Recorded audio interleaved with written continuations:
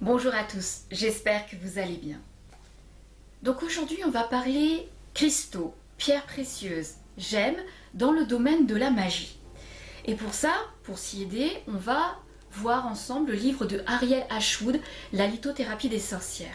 Et elle a fait un travail incroyable, formidable, sur l'approche de l'utilisation des cristaux dans le domaine de la sorcellerie, de la magie. Alors on va regarder ce petit livre ensemble pour que vous puissiez voir un petit peu comment il est élaboré, et vous allez constater par vous-même de toute façon très rapidement que ce livre c'est plus qu'un livre, c'est aussi un cahier d'exercices. Et on voit ça maintenant. La première de couverture est tout simplement sublime. Une belle entrée en matière du sujet qui est évoqué dans le livre avec les cristaux, là, avec une belle sorcière dans son centre. Les couleurs sont magnifiques. Alors, la lithothérapie des sorcières, votre guide pour maîtriser le pouvoir des cristaux. Entrez dans le cercle enchanté de la lithothérapie des sorcières, où chaque cristal détient une clé vers des pouvoirs ancestraux et des transformations magiques. Ce guide essentiel illumine le chemin vers une compréhension profonde des cristaux, alliant sagesse ancienne et application moderne pour enrichir votre pratique magique et votre vie quotidienne.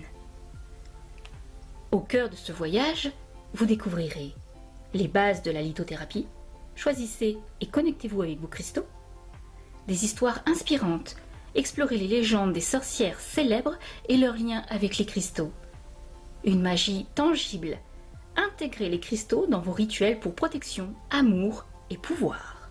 Illustré de dessins envoûtants, la lithothérapie des sorcières est le compagnon idéal pour tous ceux qui cherchent à révéler leur force intérieure et à tisser des liens plus profonds avec l'énergie de la Terre. Embrassez la magie des cristaux et transformez votre pratique spirituelle. Donc je vous mettrai l'ISBN en description, y compris le prix, parce que je ne l'ai plus en tête. Alors, on va regarder le livre ensemble. Donc nous avons le sommaire, voilà, avec les cristaux, les sortilèges, les fondations de la lithothérapie, les cristaux clés et leurs propriétés, l'art magique des cristaux, les cristaux et le monde naturel, les cristaux à travers les âges. Ce chapitre-là est tout simplement extra. Le cristal sacré, continuez le chemin de la sorcière, avec une petite note de l'autrice tout en fin. On a également ces différents ouvrages qu'elle a déjà réalisés. Et en première de couverture, pour chaque chapitre, vous avez en entrée un magnifique dessin. Et celui-ci, bah écoutez, il est sublime, mais vous allez voir les autres, tout aussi beaux. Vous pouvez les colorier, hein. Je sais, il y en a qui vont me dire dans les commentaires, tu n'écris pas dans tes livres. Eh ben, celui-là, vous allez être surpris.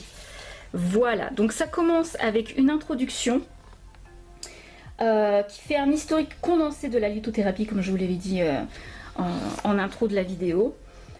Elle inclut les 3 principes de base de la lithothérapie, à savoir la résonance et l'harmonie, la transmutation énergétique et l'insertion et programmation. Donc vous verrez au fur et à mesure, elle vous explique tout ça. À chaque fois, elle a un bon principe.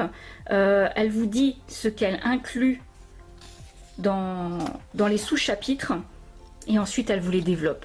C'est pour ça que c'est un très très bon bouquin, parce qu'en fait elle définit le concept de la lithothérapie dans la pratique de la sorcellerie, à savoir l'utilisation des cristaux dans les rituels et les autels, enfin aussi pour la protection et la purification, dans la divination et la médiumnité.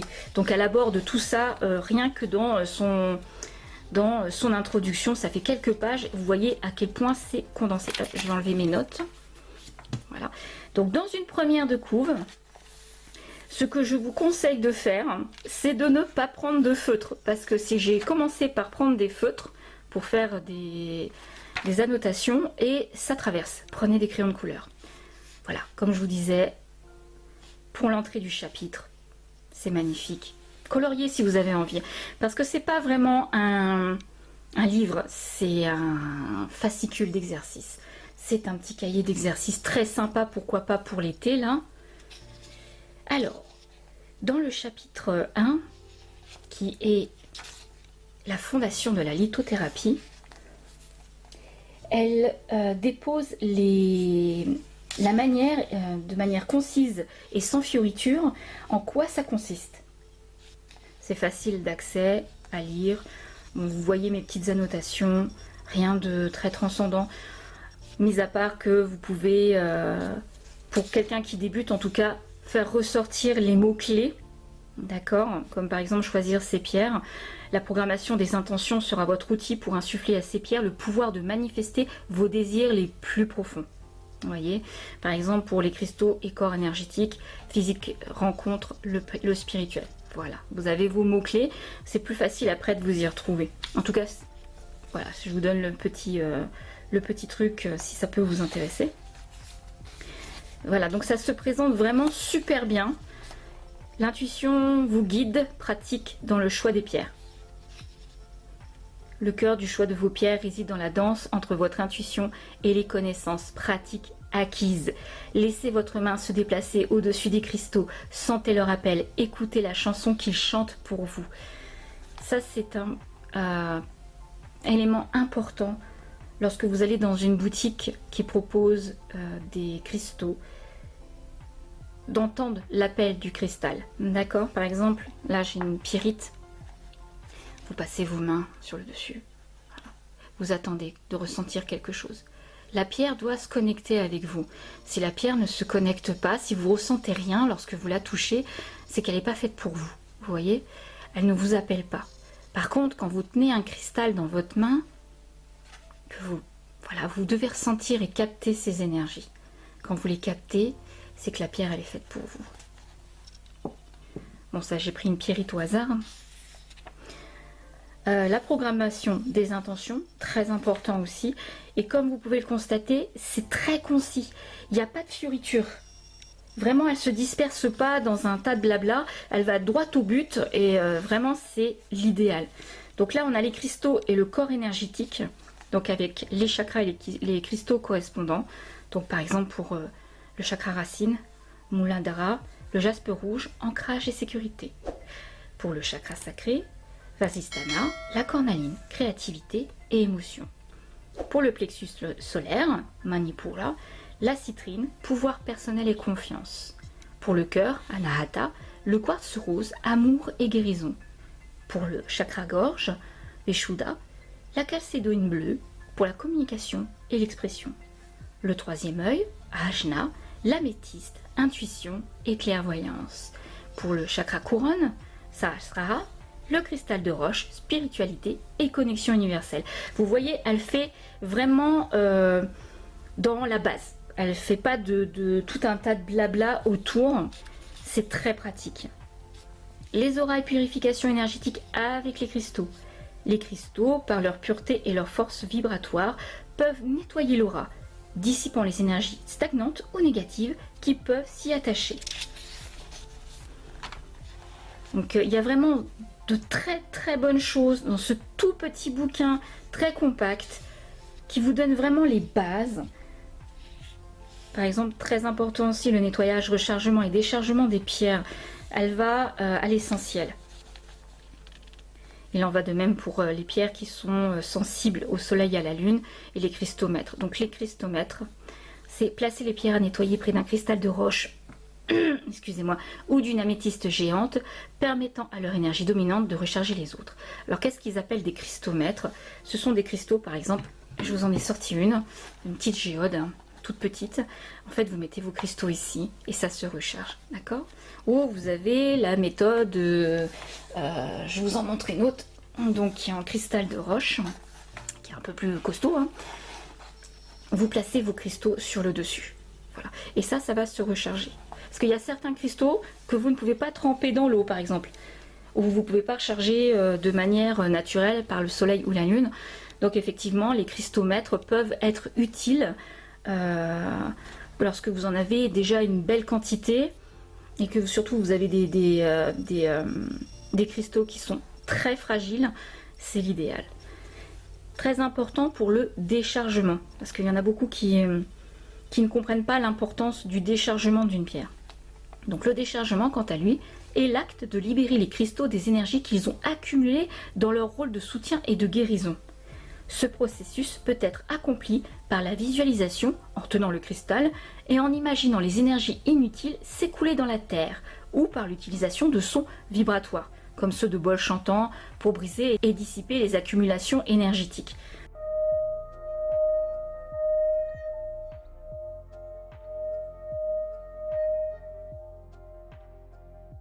Pour ceux qui n'ont pas de bol chantant, vous pouvez prendre une musique qui vient d'un poste radio. Hein. Vous embêtez pas non plus. Parce qu'un bol chantant, ça coûte relativement assez cher. Si vous en voulez un de bonne qualité en tout cas. Donc on voit aussi le cycle lunaire et les cristaux. Donc avec la nouvelle lune et la pleine lune, vous avez les cristaux et les éléments avec le terre, eau, feu, air. Très important. Donc par exemple pour la terre, c'est l'ancrage et la purification pour les cristaux, qui renouent du fait avec leur origine, en sachant que les cristaux et la terre, c'est un lien universel. Pour l'eau, la fluidité et le nettoyage, qui offre un flux purificateur d'énergie. Pour le feu, c'est un revitalisant et un rechargement, très utile par exemple avec le soleil ou la flamme d'une bougie, pour insuffler une nouvelle vie et une énergie aux cristaux. Pour l'air, la clarification et le renouvellement, permettant à la fumée d'encens ou au vent naturel de balayer les énergies stagnantes. Ensuite, alors, on a avec l'eau, vous voyez, flux de pureté, ça vous donne l'explication, le feu, éclat de vitalité, l'air, souffle de clarté, et juste dans la petite page d'avant, il y avait la terre. Vous voyez, c'est vraiment bien concis comme bouquin, elle vous donne les éléments à voir et ensuite elle les approfondit vraiment dans un court petit texte. C'est vraiment très plaisant à lire, ça va tout seul. Hein. C'est bien pour un adolescent en fait qui veut se lancer dans la lithothérapie. Si par hasard vous voudriez approfondir la litho hors magie, je vais vous conseiller ces deux bouquins, je vous les montre, de Georges Bochero, d'accord. La lithothérapie, ce sont des dictionnaires, et la lithothérapie énergétique. Ce sont deux bons bouquins. Il y a sa fille maintenant, Julia, qui a repris le relais. Et elle fait de très bons bouquins également. Elle fait des cours aussi. Alors, ensuite on a les rituels saisonniers pour les cristaux. En harmonie avec les cycles de la Terre, important, les rituels saisonniers offrent des moments puissants pour l'entretien de vos cristaux. Ces cérémonies permettent de synchroniser l'énergie de vos pierres avec les énergies dominantes de chaque saison, les préparant à de nouvelles phases de croissance, de retraite, de purification et de renouveau. Donc là c'est pareil, vous avez le printemps, l'été, l'automne, l'hiver, qui vous donne une méthodologie pour vos cristaux. Nettoyer et préparer les cristaux pour de nouveaux débuts au printemps. Pour l'été, chargez les cristaux sous le soleil du solstice, célébrant l'abondance et la vitalité. En automne, utilisez l'énergie du crépuscule pour se défaire des vieilles énergies, préparant les pierres pour le repos hivernal. Et l'hiver, méditez avec les cristaux, embrassant le silence et la profondeur de la saison pour la réflexion intérieure et la consolidation de l'énergie. Et en général, l'hiver, c'est le repos. Et voilà le point positif de ce livre, c'est votre carnet de bord. Vous avez des petits exercices à effectuer à la fin de chaque chapitre. Pour ce chapitre-ci, qui correspondait à la fondation de la lithothérapie, on vous demande de faire une petite réflexion sur la purification et la consécration. Donc ça vous demande quelle méthode de purification résonne le plus avec vous et pourquoi. Avez-vous ressenti un changement dans l'énergie de votre cristal après sa purification? Et vous avez quelques pages d'exercices à remplir. Vous voyez? Donc vraiment ce n'est pas qu'un livre, c'est pour ça d'ailleurs que j'ai écrit dans celui-ci, parce que d'habitude je n'écris pas dans mes livres, c'est sacré un livre, je ne le corne pas, rien du tout. Hein. Mais là, c'est pas vraiment un livre, c'est plus un cahier d'exercice. Enfin, elle fait un petit bilan, d'accord, avant de passer au chapitre suivant. Elle fait un petit bilan, un condensé de tout ce qui a été vu dans le chapitre. Très intéressant. Donc le chapitre 2, les cristaux clés et leurs propriétés. Donc là c'est pareil, il y a beaucoup à dire. Donc vous avez les cristaux de protection, les cristaux d'amour et d'harmonie, cristaux et pouvoir de volonté, cristaux de sagesse et de clairvoyance, donc dans les deux petites sous-sections, et ensuite vous les avez en détail, vous voyez. 2.1, cristaux et protection, et elle vous le fait en page. Elle fait la même chose à peu près, cristaux d'amour et d'harmonie. Vous voyez, c'est toujours en tête de page. C'est pour ça que c'est comme un fascicule. C'est très simple à utiliser. Cristaux de protection. Alors, elle vous en a mis un, mais il n'y a pas que celui-là. Hein. Il y en a plusieurs des cristaux de protection. Elle vous a mis en exemple le quartz fumé, qui est un bouclier léger. D'accord? Donc, on va lire l'exemple. Hein. Le quartz fumé, avec ses teintes allant du presque transparent au brun profond, est comme un phare dans le brouillard, un guide vers la clarté et la stabilité. Ce cristal agit comme un bouclier absorbant, capturant et neutralisant les énergies négatives avant qu'elles n'atteignent notre aura. Sa lumière est un rappel constant que même dans l'obscurité, la clarté se trouve juste au-delà. Ce que j'apprécie avec cette lecture, c'est également l'exemple pratique. Placez un quartz fumé à l'entrée de votre maison pour agir comme un gardien, filtrant les énergies dès qu'elles franchissent votre seuil. Vous voyez, il y a pareil pour la tourmaline noire, etc., avec un exemple pratique. Voilà, vous avez tout un tas de petites aides, de petits exercices à faire. Par exemple, pour celui-ci, avec l'obsidienne, qui est le miroir révélateur, méditer avec une obsidienne dans chaque main vous permettent de plonger profondément dans votre propre psyché pour identifier et dissoudre les racines des peurs et des énergies négatives. Au fur et à mesure, vous pourrez même approfondir votre enseignement avec des livres supplémentaires. Mais pour commencer, celui-ci, il est vraiment pas mal. J'avais marqué quoi comme note là-dessus? Page 40-41. Ok. Parce que ça fait un moment que je l'ai lu celui-là. Donc, les cristaux d'amour et d'harmonie. Ah, les cristaux d'amour et d'harmonie, comme le quartz rose, le kunzite, la rhodonchrosite, sont des gardiens de ces liens sacrés, porteurs de la douceur, de la compassion et de la compréhension qui nourrissent nos relations et nos espaces. Donc forcément, le quartz rose, pour un cœur doux, elle vous donne ensuite un cas d'étude, le cercle de guérison du cœur. Et là, elle vous fait une petite histoire, une mise en situation. Marianne, une thérapeute, a créé un cercle de guérison pour ses clients, utilisant le quartz rose pour faciliter l'autocompassion et la guérison émotionnelle. Elle place des quartz roses autour de l'espace de thérapie et en offre un à chaque client à tenir pendant leur séance, les aidant à s'ouvrir et à libérer les blocages émotionnels. Ces petites mises en situation ou ces cas d'études sont toujours proposés après une pierre. Il en va de même pour les cristaux de pouvoir et pour les rayons solaires. Et un exemple pratique. Sarah, une jeune entrepreneuse, place une citrine sur son bureau et emporte une autre en pendentif lorsqu'elle a besoin d'un surplus de confiance pour ses présentations ou négociations.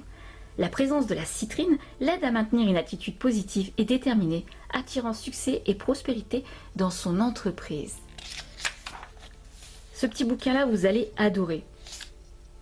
Il y a également le cas d'étude pour la pyrite et la réussite académique. Alex, étudiant, utilise la pyrite pour l'aider dans ses études. En plaçant cette pierre à côté de ses livres et de son ordinateur, il trouve la motivation nécessaire pour surmonter la procrastination et se concentrer sur ses objectifs académiques, renforçant ainsi sa volonté de réussir. Pyrite. Voyez, pyrite. C'est une pierre qui coûte pas trop cher. Elle est assez facile à trouver dans les minerais, dans les forages. Ça va. C'est pas une pierre qui coûte un bras ou un rein. Voilà, donc ensuite on a les cristaux de sagesse et de clairvoyance avec l'améthyste. Je vous montre une améthyste. Bon, je vous ai montré une géode, mais une améthyste, c'est quand même plus la couleur est foncée, plus son énergie est condensée. Voilà, c'est très joli, hein, une améthyste. Donc l'améthyste est la lumière de la sagesse. C'est une pierre très, très fournie au niveau de la sagesse et de la spiritualité. Donc là, elle explique que ça ouvre le troisième œil.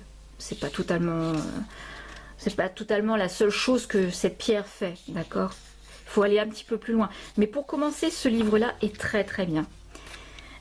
Ici, oui, là nous avons le développement des capacités psychiques, le rituel de clairvoyance avec les cristaux, la méditation et travail des rêves, la guidance pour une méditation éclairée.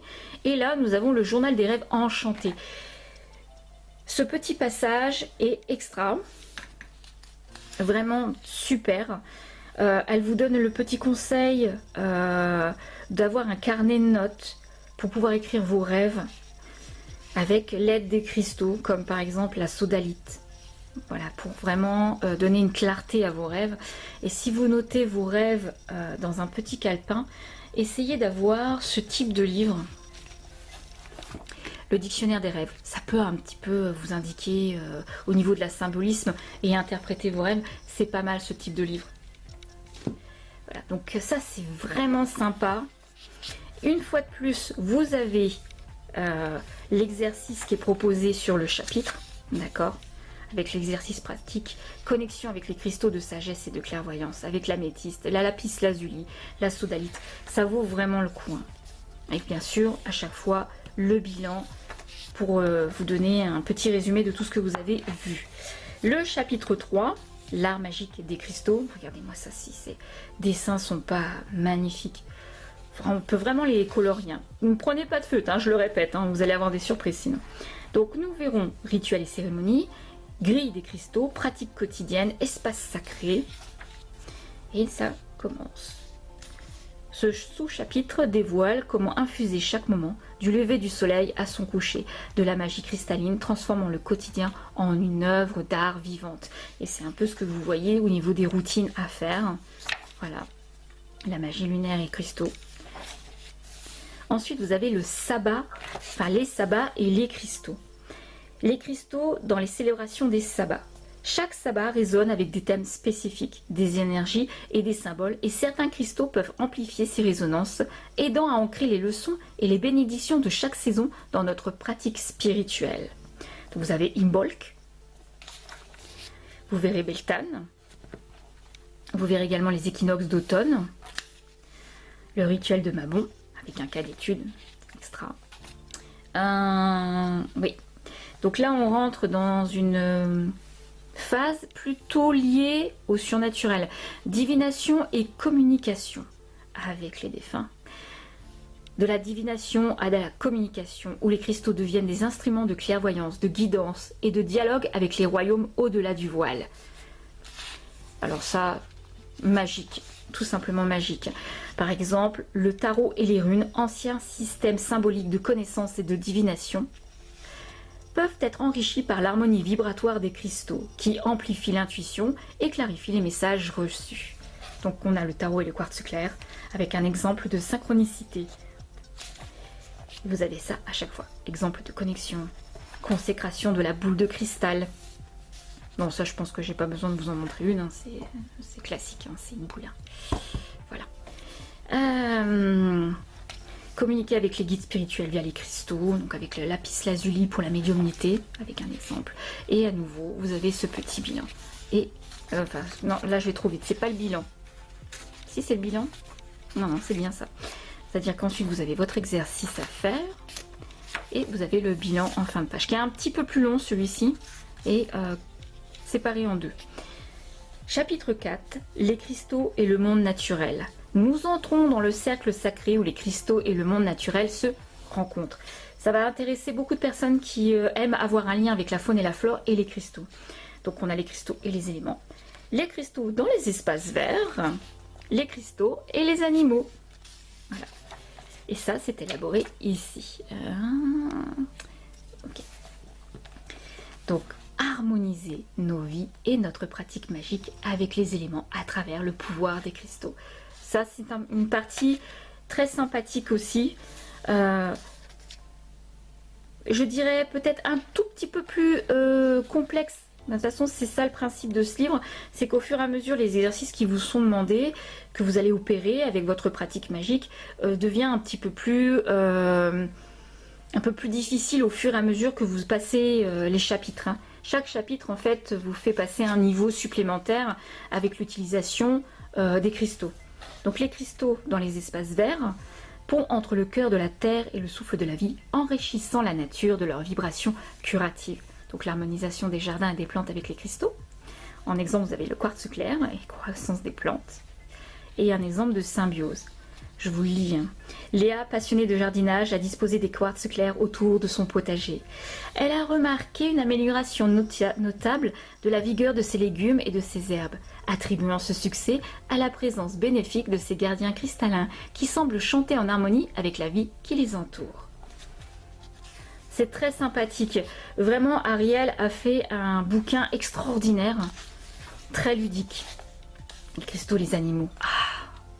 Là, on a une petite parenthèse sur le chamanisme. Donc, la relation sacrée entre les cristaux et nos frères et sœurs à fourrure, à plumes et à écailles, révélant comment les pierres de la terre peuvent enrichir leur bien-être, nous guidant dans des rituels chamaniques. Ça touche un peu au chamanisme et à un moment donné, je ne sais plus dans quel chapitre, il y a un peu de prana-thérapie. Hein. Votre carnet d'art de la sorcière. Donc là, c'est pareil, vous avez encore ces petits exercices avec le bilan enfin. Et on voit le chapitre 5, les cristaux à travers les âges. Ce chapitre-là est juste extra. Vraiment, il y a une histoire et mythe. Les cristaux ont joué des rôles centraux dans les mythes, les rituels et la vie quotidienne des anciennes civilisations. Des prêtres de l'Égypte ancienne, aux chamans des Amériques, des sages de la Grèce antique, aux mystiques de l'Orient, chaque culture a reconnu dans les cristaux une source de pouvoir, de beauté et de connexion spirituelle. Les cristaux et les grandes sorcières de l'histoire. Donc soyez pas surpris, ça sera très répétitif pour beaucoup de monde. Pour les grandes sorcières, là on voit vraiment les cristaux utilisés donc dans l'Égypte, dans la Grèce, l'Amérique précolombienne, la Rome antique, l'Afrique du Sud, l'Asie.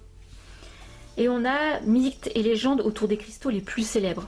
On voit le mythe de l'Atlantide, vraiment c'est super. Le cristal de roche était censé être au cœur de la puissance technologique et spirituelle de l'Atlantide, utilisé pour capter, amplifier et diriger l'énergie.